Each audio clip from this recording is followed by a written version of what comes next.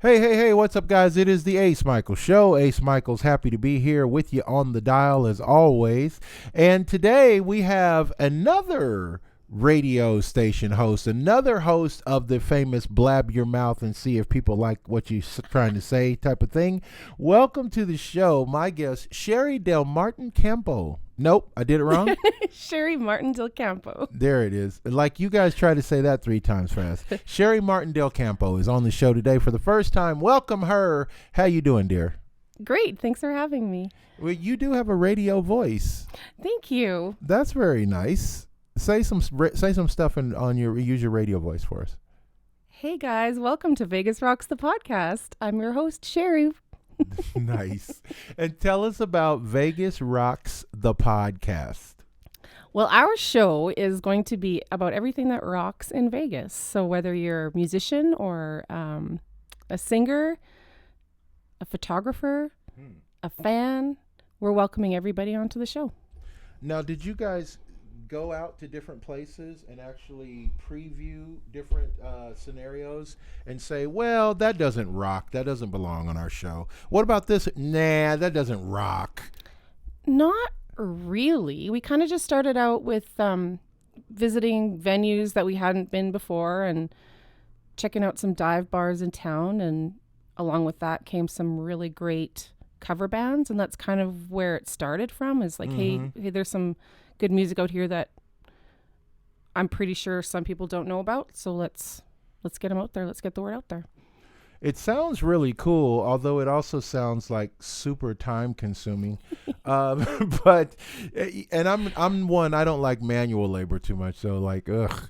So, but you guys literally decided to start your own radio show, just like you and your husband were just, I mean, tell us more about that. Like, what? That's a big jump. Yeah, it was a big jump. So my husband, Adam, he's my co-host, and he really enjoys videography and photography. And he kind of wanted to start getting into some editing and figuring and teaching himself how to edit. He doesn't do it by trade. He's a graphic arts designer and a printer. So it was kind of just something he wanted to do as a hobby. And so we thought, well, this is great. If you video some bands performing, you can do some cool editing. And that's kind of where it started, where we showcase the band a little bit on our feed, and then eventually we like to have them in to talk about whatever they want to talk about. Not necessarily interviews. We'll, if there's a subject they want to touch on, we're open to that too. Now, Vegas Rocks, that infers that you only are talking to rock bands, or are you talking to everybody, but just Vegas Rocks is like the idea of Vegas being an awesome place? That's a good question. And honestly, we weren't real sure. We kind of just went with, you know what, this person rocks, this band rocks, this person's photography rocks, this fan rocks, and so we kind of just went with that. But we will take on alternative rock, country rock, metal, whatever hits us. We'll be like, hey, that's something good to talk about. Let's do it. Now, are either of you guys musicians? Adam is a hobby drummer, and I have 0 music experience. That's funny. Yeah. He's a hobby drummer. He's a hobby drummer. I don't want to say he's a drummer. He'll call himself a drummer. I don't know. Wow. He has a kit and he drums. Nice. And you have no experience at all. So nope. Do people ever ask you, like, then what qualifies you to talk about music and interview musicians? I mean, I'm not saying that anything has to qualify you, because I know that you can do whatever you're passionate about. You don't have to know how to bake cookies to eat cookies. You know what I'm saying? But what made you guys feel like, you know what, of all the things we could do, music would be the one? I think we kind of went with the old adage that you should talk about what you love and do what you love. And that's true. I agree with that. We both love music. If you're going to talk about anything, like if you're going to choose a profession, choose a profession that's in the field that you love to do. I totally get that.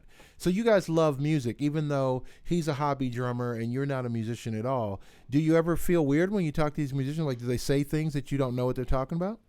Oh, well, I think that there's always something for us to learn. So that's, to me, the music community is extremely accepting of anybody.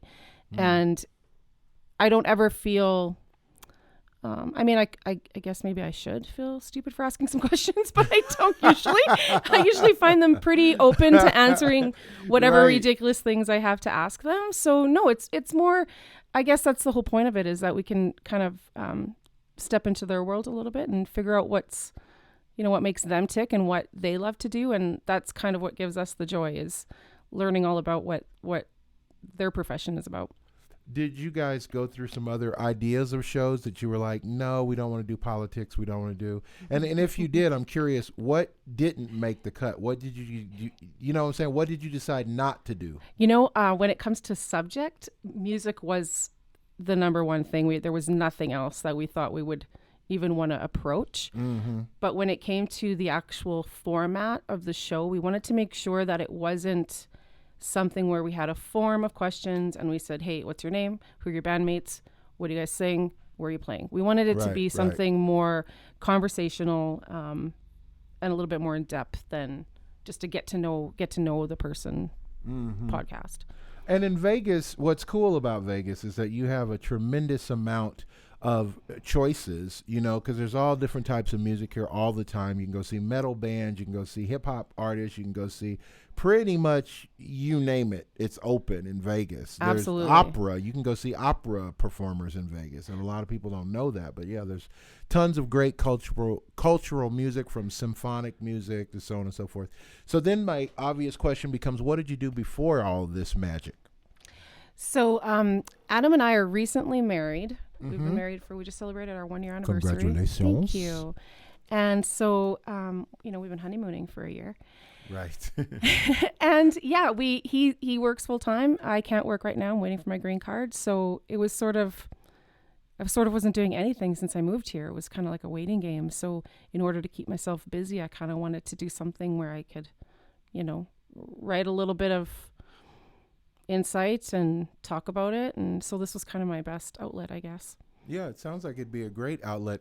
Was this something that when you were a little baby girl, you thought one day I'd want to do something like ... That's funny that you say that. So when I was probably around 9 years old, I set up a DJ booth in my basement. And I had a record player, and I spun some Sesame Street, and you spun some Sesame Street. And I had my own little talk show. I had my stuffed animals set up. Sometimes my baby sister would have to be the audience, and I would talk about, I don't even know what I would talk about. Yeah, so it was kind of like, I kind of, wow. I don't mind talking. Yeah. I love that you spun some Sesame Street. She's like, and coming up next, 3 is a magic number. Just stay tuned for that right after traffic, you guys. The Mini Pops, the Electric Company, all those good oldies. Wow, that's funny. Well, we do what we have to do, and the heart wants what it wants. So what's the future trajectory of this? Where do you see this going? What kind of legacy would you like to leave? So eventually we would like to, obviously our goal, our goal is to get the followers, get the plays on YouTube. That's kind of our end goal. And that's kind of how our, obviously money makes the world go round. So we want to monetize eventually. And so right now it's a lot of videoing of bands that we're checking out. And that's kind of been our main job, quote unquote.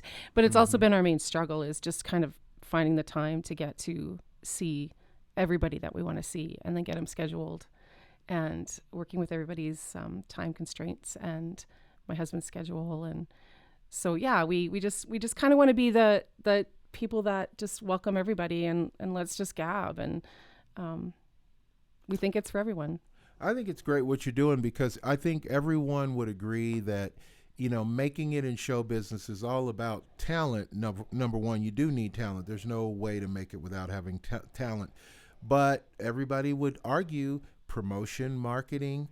If you don't have promotion, if you don't have marketing, you don't have people putting the word out, it doesn't matter how talented you are. Would you agree? Absolutely. That's kind of like are you kidding me? The key thing right now on social media is, sharing and getting it out there. And Well, I think it's a great thing that you're doing. So do you have any upcoming shows that we can look in on, or is there anything notable that you want to promote while you're on the show? So we're filming a couple episodes this month.